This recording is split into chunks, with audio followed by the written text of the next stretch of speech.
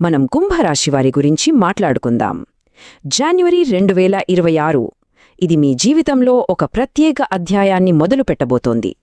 జ్యోతిష్య పండితులు దీనిని ఏకంగా సువర్ణకాలమని ఎందుకంటున్నారో దాని వెనుక ఉన్న కారణాలను ఈరోజు మనం వివరంగా తెలుసుకుందాం.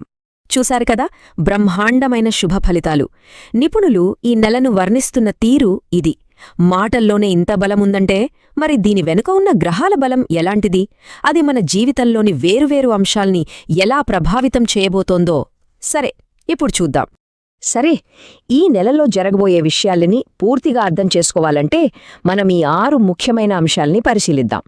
సువర్ణకాలం ఎందుకు మొదలవుతోంది, వృత్తి, కుటుంబం, ఆరోగ్యం ఎలా ఉండబోతున్నాయి, ఏ తేదీలు ముఖ్యమైనవి, చివరగా ఏ పరిహారాలు పాటించాలి, వీటన్నిటినీ చూద్దాం.